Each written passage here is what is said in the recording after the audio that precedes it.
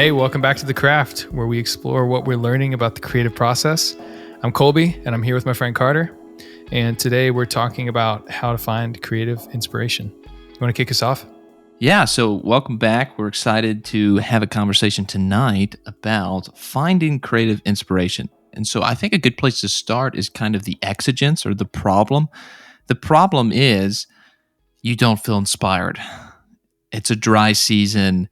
You feel like you should be doing something, but you're not, right? Like, what's so difficult about that? I don't know. Why do we get, I guess, the general state of the artist is not inspired, and then inspiration happens less than being uninspired? What do you think about that? Like, are we typically not inspired?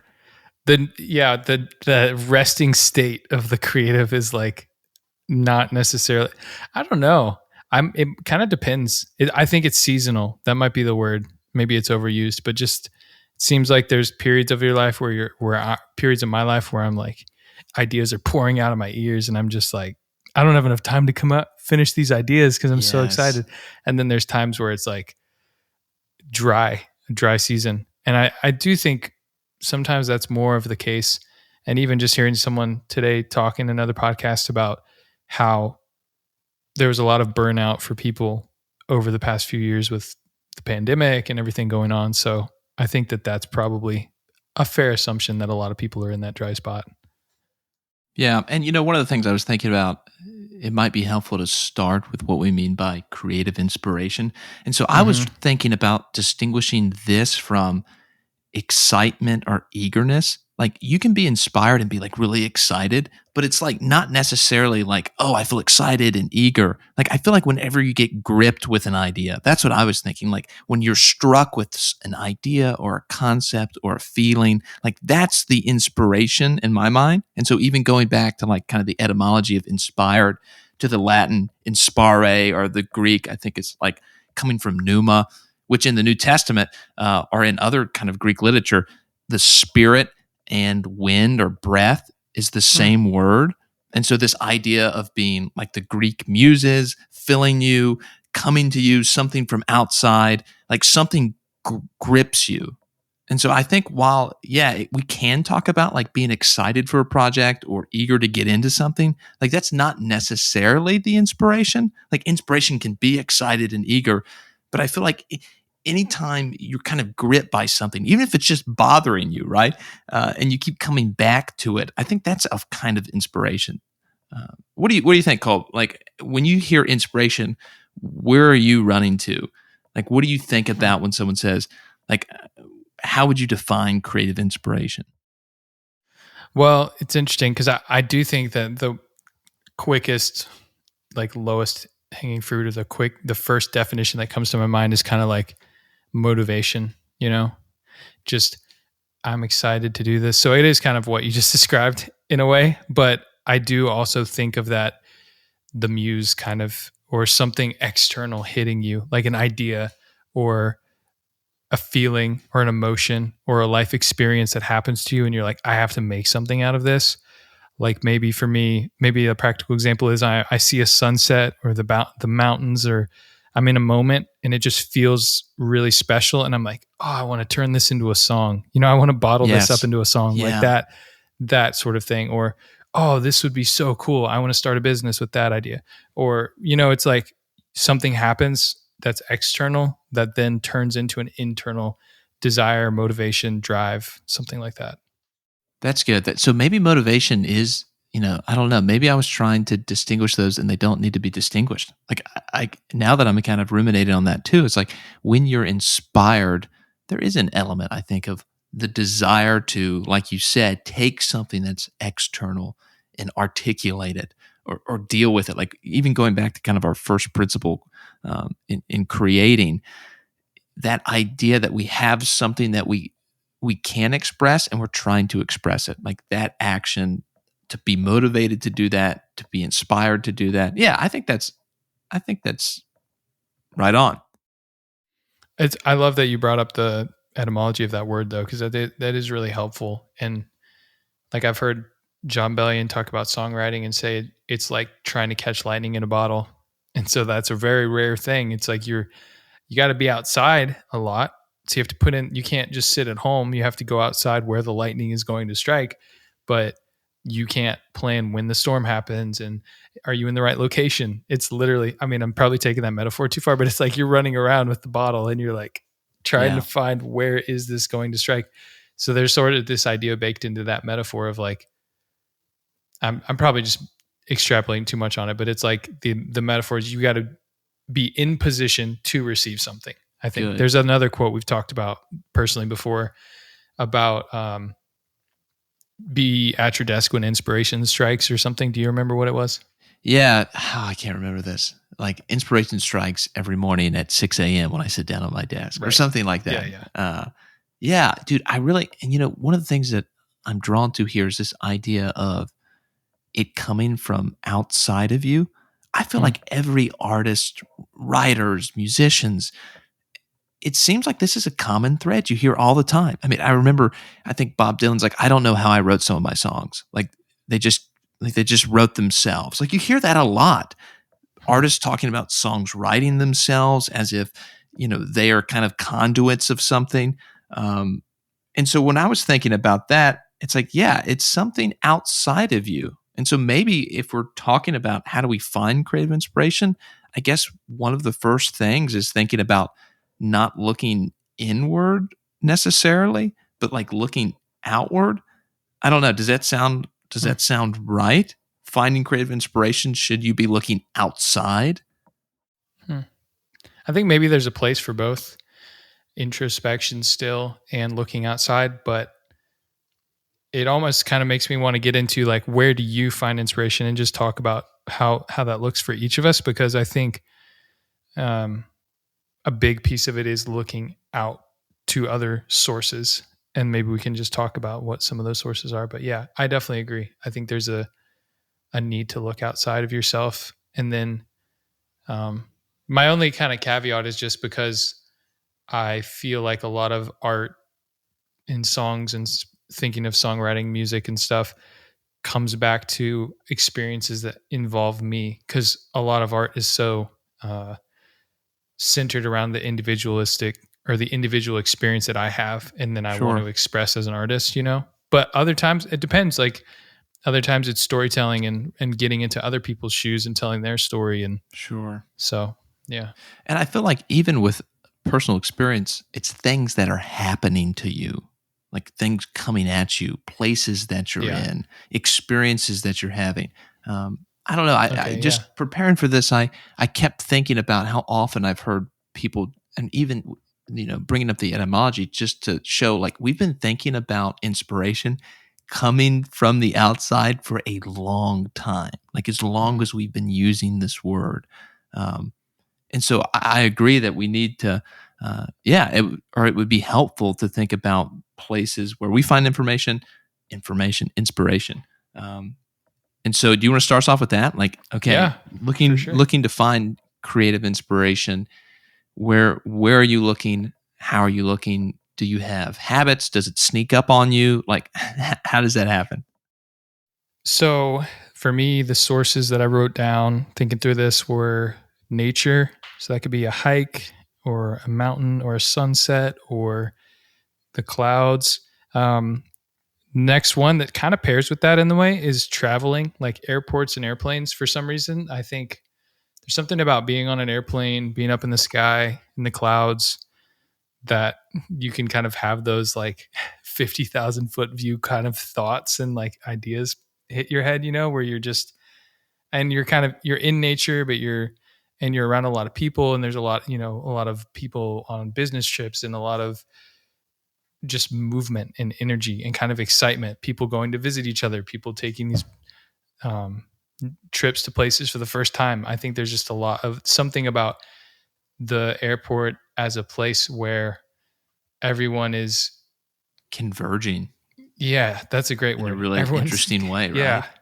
And it's super diverse too. I mean, maybe that's another factor. It's like everyone's converging from all these different walks of life and you have so many different careers and just like every different graphic, demographic, psychographic, all the graphics, just converging, all the different diversity of people. And I don't know exactly what it is, but just something about, maybe it's even just the feeling of the journey and being on a trip and, like stepping outside of your own city. But And for flying some reason, that's a itself, like place. Yeah. go back go back 75 years or something. I don't okay, don't fact check me on like when Kitty Hawk was in the Wright brothers, but I go back far enough. Flying itself is pretty incredible. And so Mm-hmm. yeah, absolutely. I get that way too. Like there's Yeah. something about being suspended flying. I don't know, that's really conducive Totally. to, I don't know, thinking about all sorts of things. Yeah. And you're also like in a tube with no internet service for 3 hours or whatever. So it's like, Yes. there's even just that another element of just being able to shut things off and being forced to sort of like have that space. Of course, we got in-flight entertainment and all of that stuff, but yeah, that's definitely another source for me. And then the third one I wrote down was just literally watching other people do their craft. So that's documentaries, YouTube videos, like behind the scenes of making a song, or yeah, I think documentaries are a big source for me. Like if I'm not inspired or want to get inspired, I might want to watch something. Like some examples are like Euro Dreams of Sushi on Netflix. That is such a good documentary. And it's just about this man who spent his whole life dedicated to making sushi. And it's just like these stories of people who go really deep working on something and become so excellent at it through slowly showing up every day and getting better. That's something that inspires me. I don't know that always excellent. leads. Go ahead. Sorry. No, I was just saying that's like I'd love to like that's an excellent documentary. I think we're both big fans. And just Mm-hmm. thinking about okay, what is it about that? Because I'm like, okay, if you're looking for creative inspiration right now, go watch that documentary. Like it Yes. triggers something, but what is it doing? What do you think? Like what about seeing this master and this cultivation of the craft? Like what does that do for you? Well, I think part of it is honestly, it's sort of like, oh, what's the word? There's a word I'm looking for. It's like it almost glorifies the craft. That's maybe the wrong word. What's the word I'm looking for? It can sort of glamorize, maybe is the word. Like it can kind of like uh make something that you could just look at and be like, oh, there's someone making sushi. But no, it's someone taking the time to like make the slow motion video and do the talking about It here's elevates how it they chose maybe. the fish. Yeah. Here's how they do these processes. Here's their philosophy and the thoughtfulness. Whenever I hear people talking about the why behind what they're doing and the years that thinking that went into it and the history behind it and the traditions that they're following after, it's like there's a richness that comes in and you're like, wow, Yes. this is so the reason I brought up that sort of like glamorizing is because I think it's like easier to sit on the couch and watch someone else do that and be like, Sure. oh, this is so inspiring. But I kind of need that in a way because it gives me sort of this like ideal state to sort of pursue. And in a way, me talking about music to someone who's not really pursuing music, I'm not going to kind of hear that type of uh, philosophy and thoughtfulness and the history and just the understanding of that craft. And so I think seeing how other people reflect on their craft sort of gives me that confidence and inspiration to look at my own work that way and say, oh no, even the little things are important. And what is the tradition I'm walking in and all those kinds of different things. I don't know if that makes sense. I just think it paints an inspiring picture for what it looks like to get really good at something through the kind of unsexy path of hard work and patience and yeah.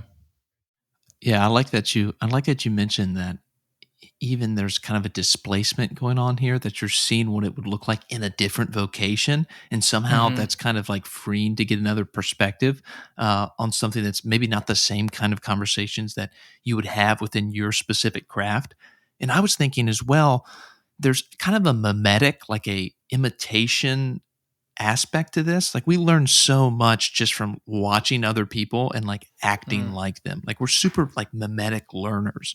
And so I Mm-hmm. think when Yeah. seeing a master in the craft, there's a part that triggers me of like, what are you doing? Like, this is so, there's like a nobility. This is a noble thing that he's doing, right? There's Yes. discipline, there's dedication, there's a joy, there's an excitement, there's a care, like a genuine care about what he's doing.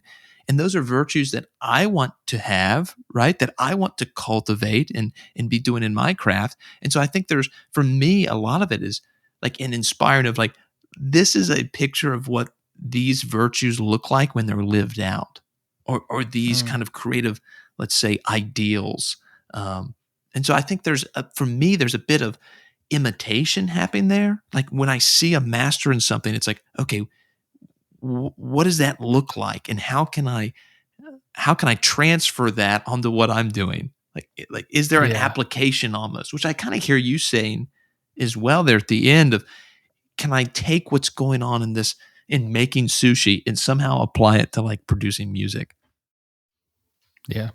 And I don't know how I do that, but I definitely just know that I really enjoy seeing other people pursue a craft and do it with excellence. And another one more example to leave people with if they're looking for something right now is just look up on YouTube John Bellion behind the beat or making of, and he's probably done a video of how he made like 10 or 12 songs at least. And so just going through those videos is something I'll even go back and watch them for the third, fourth, fifth time, just because it's fun to see someone in real time making a song and just see kind of how it gets made, and see, interesting. He's doing the same thing as me, but he's just, got more experience, better at it, whatever the differences are. But like just sometimes as simply as seeing like, oh, he has to do some of the same mundane tasks as me, and watching someone else do that and kind of getting that long distance mentorship can be really encouraging to see like,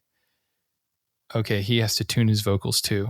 And that's a tedious step, but like he doesn't skip that just because he's a professional, like that kind of thing. Okay, I really like this. So I think almost we're seeing something emerge here, a distinction, almost like an inspiration that comes from observing like creative processes, like an Mm-hmm. inspiration to like, okay, here's how John Billings doing this. This is the Mm-hmm. process. Okay, that inspires me directly to think about my own process, or here's mastering a craft. How can I apply that to my own? And then I think there's almost an inspiration about like a particular idea, like something strikes you as, Mm-hmm. ooh, I had this encounter, and there's this thing that happened to me that I want to communicate. Like that's a kind of inspiration that is about, I don't know, maybe content or something. I don't know. Yeah. Does that make Yeah. sense? Like the kind of inspiration where you are struck with an idea that then turns into a book or a song or a movie or like whatever the medium, but Yes. it's the actual content itself. Like I am inspired by this problem of sustainability or something that needs to be spoken about, whatever it is. Like you're inspired by this idea and you're like, I need to talk about this. And that's different than being like, oh, I saw this beautiful, or I saw this incredible craftsmanship and that, inspires me to like work generally. Yes, exactly. That's what I think. There is something there, Yeah. right? There's one that's like inspiring us, like motivation almost. Like maybe it's motivation heavy. Of like it's encouraging me to like get after it in a way where, yeah, that is a kind of inspiration, like an inspiration to sit down and do the work. But then there's also likewise an inspiration that is specific to something that's going to turn into a project. Yes. Yeah. Definitely. That seems that. like a workable distinction. I think so. And I think the other one is more motivation than inspiration, but I think it is a type of inspiration. I agree with that. And I think you're right that I think it is a type of inspiration because there's something that happens. Like you see it, and then it's almost like a buoyancy, like you feel lighter or something, that you're kind of lifted up with it and you're carried along with it, and then you've got some steam or some wind in your sails. I mean, there's so many metaphors here: wind and spirit and these sort of things, and that's definitely inspired to do something. Yeah, I don't know. Just to circle back to my opening attempt at a distinction, I think this is a much better way to articulate it, both being inspiration and maybe this being a particular type of inspiration. So we kind of started by talking about being in the spirit, not the spiritual desert, the the inspirational desert. Uh, The you are wasteland, the wasteland of the white ideas. page. Yeah. You know, like what do you do to get out of that spot? So for me, I wrote down two things. One is very craft specific. I read. I read, I read, I read.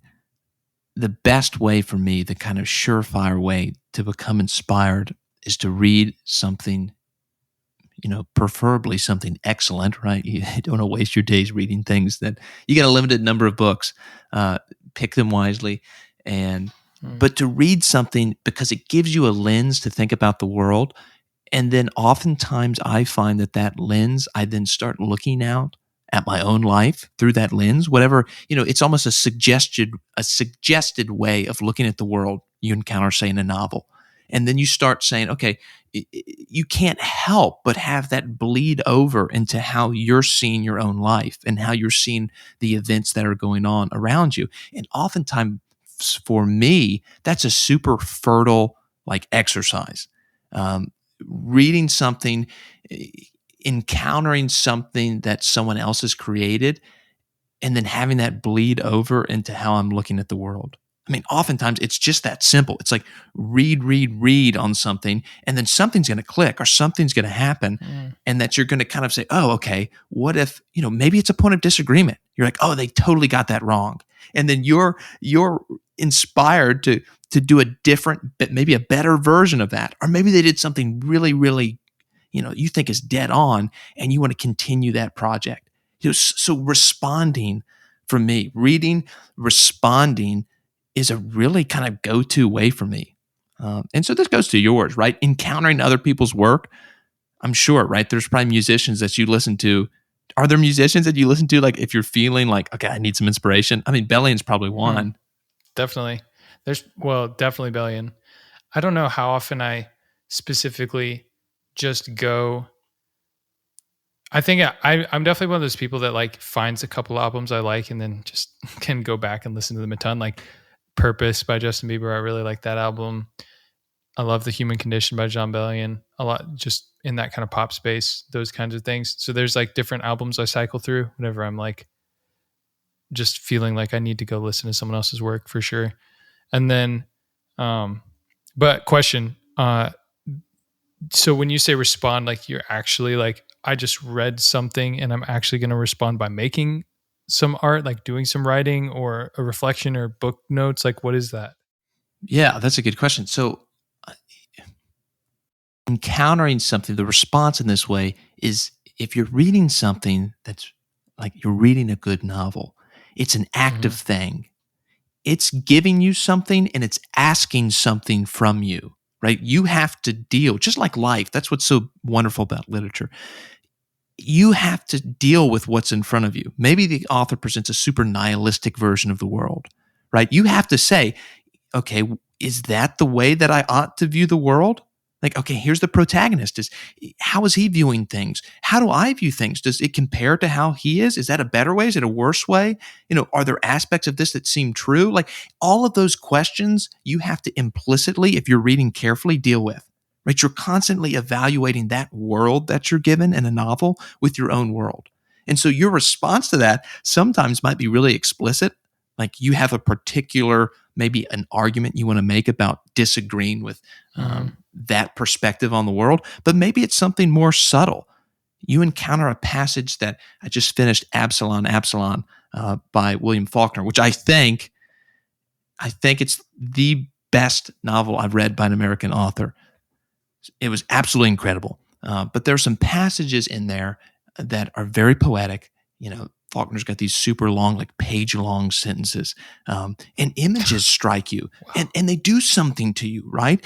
They do something to you when I'm stumbling.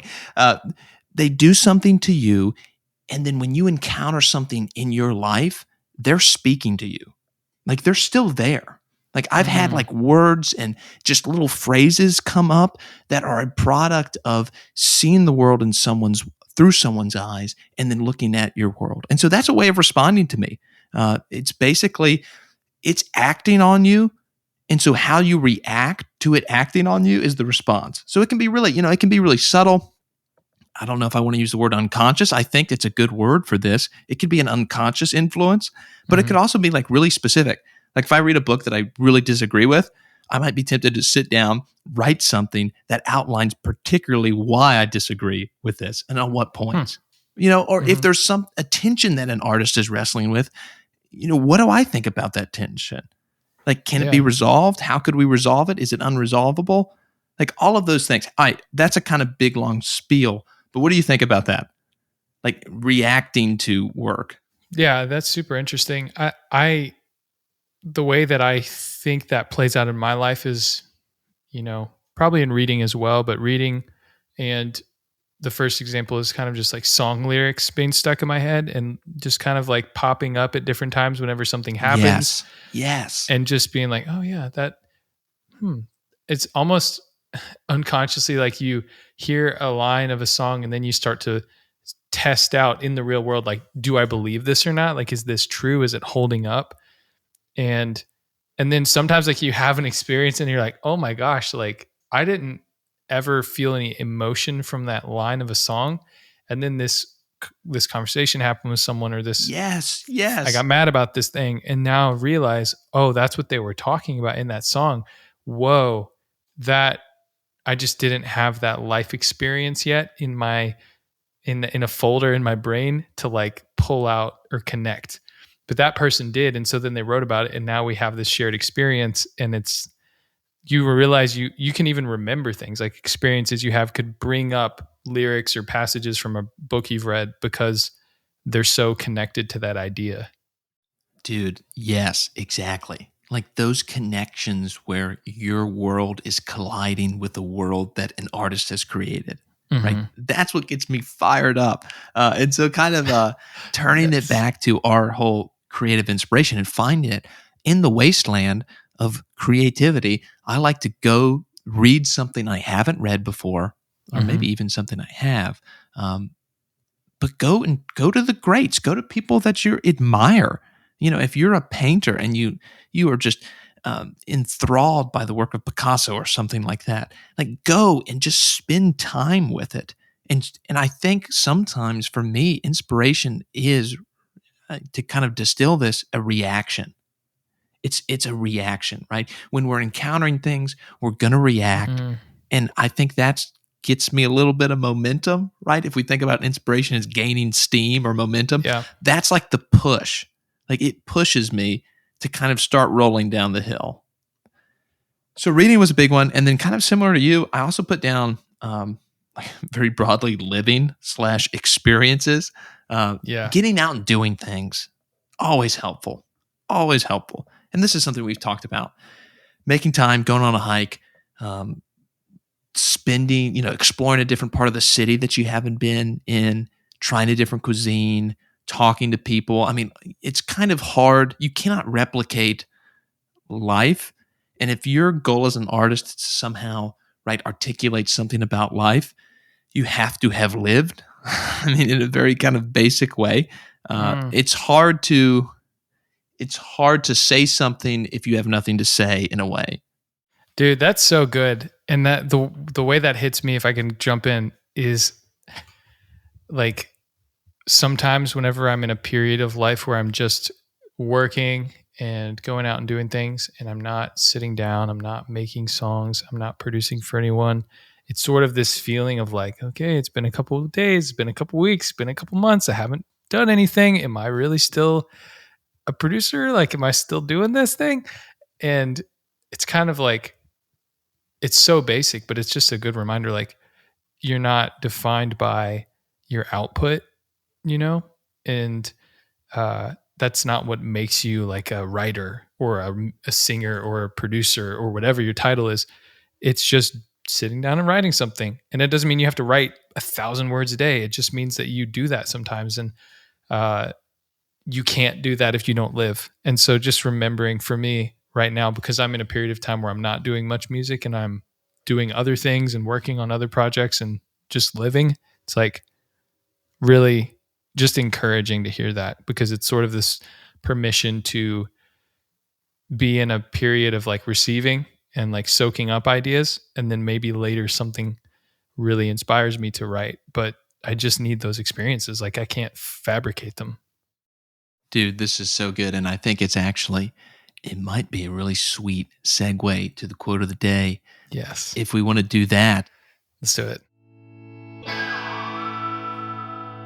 would you read it? I'll do a little setup here. This is a quote from Ernest Hemingway from A Movable Feast, which is his memoir of his time in Paris in the 1920s. So, circling back to this conversation, he's writing about what he lived through, right? These are really memories that he's working with. And really, the whole entire novel is this memoir of events and stories. And of course, we can talk about how much is true or not. But central to this is the lived experience of his time, the events that happened, the people he met, the conversations he had. Like this piece of art is so closely tied. Like the core of it is his lived experience in Paris, which is really cool. And so I think that goes right along with what we just talked about. Yeah. Your lived experience, like what's going on in your life, the things that you're doing, that's going to feed into, your creative work, and it can be a source of inspiration. So here's a quote. Let me read it real quick. But sometimes when I was starting a new story and I could not get it going, I would sit in front of the fire and squeeze the peel of the little oranges into the edge of the flame and watch the sputter of blue that they made. I would stand and look out over the roofs of Paris and think, do not worry. You have always written before and you will write now. All you have to do is write one true sentence. Write the truest sentence that you know. So finally, I would write one true sentence and then go on from there. That's from A Movable Feast, Ernest Hemingway. I really like this quote. This is It's definitely so good, man. a famous one from Hemingway on the process. And going back to the conversation of inspiration, I think it just gives us a glimpse into the actual embodied process of looking over the roof, like looking out the window, messing around with this orange peel, like this kind of anxiety of, oh, nothing's coming, like it's not happening, I'm not doing something.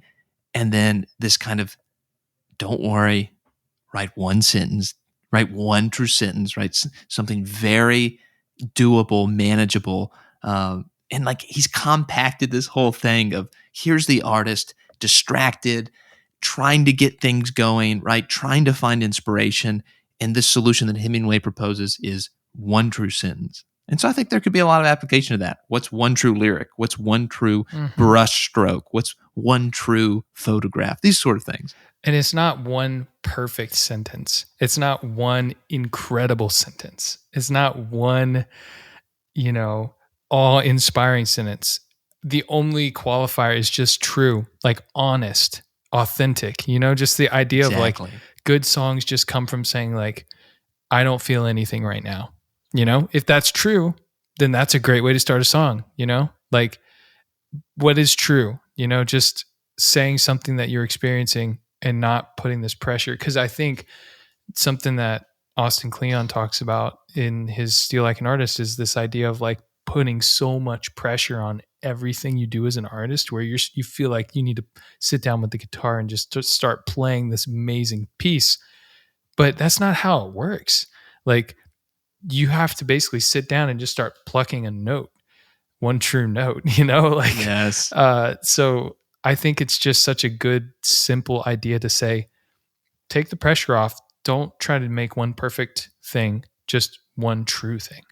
Yeah, I think you're right on. And I love that distinction that it's not the best. Don't sit down and write the best sentence. Like just write one true sentence. You could throw it away, but it gets you that place to start, I think. It gets that ball rolling, right? And so finding creative inspiration here is almost this kind of deep exhale. It's going to happen. We've done it before. It's going to happen again. And so do this like small thing that whether that be going outside, right? Whether that be reading something, whether that be listening to an album, like just in a quiet room by yourself, like whatever it is, it's almost that big exhale and then go about doing that one small thing and then seeing if that kind of snowballs. I love that. And I think the other thing I'll say, just speaking for myself, just to wrap up, is I want to give myself the permission and give others permission to just like not have to always be making something, and to just receive that inspiration and just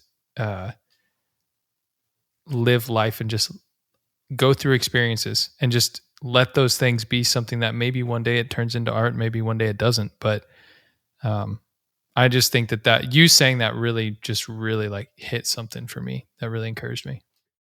I love that. And that, I was just going to say that goes back to our conversation about artistic patience.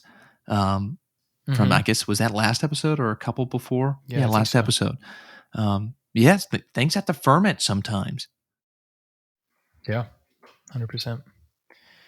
Well, I think that's it for today. Do you feel good to wrap it up here? Yeah, I think so. Do you have any practical nitty-gritty application? Give us one for the road. If you haven't seen Euro Dreams of Sushi, and I hope I'm pronouncing his name right, I think I am, then please go watch that. It's on Netflix, I believe. Also, the making of videos from John Bellion on YouTube are great for getting some inspiration into his process, and send us some ways that you're inspired as well. If you have things that would help us or just want to share with the listeners, to the email in the description. Love to hear, feedback on the ideas we've shared too. Any feedback or thoughts would be awesome. Absolutely. That's a wrap right there. All right. See you guys in the next episode. Peace. Hey, thanks for listening to The Craft with Carter and Colby, where we share what we're learning about the creative process. If you're a writer, music producer, marketer, filmmaker, photographer, or you just love creativity, then this show is for you. Our cover art was designed by Elizabeth Newell. You can learn more about her work at elizabethnewelldesign.com. That's Elizabeth, Newell design.com. And you can follow her on Instagram at ElizabethIsADesigner. If you like the show, there's 3 things you can do to help us out. First, subscribe so you learn when we post new episodes. Second, send the link to one of your friends who you think would enjoy the show.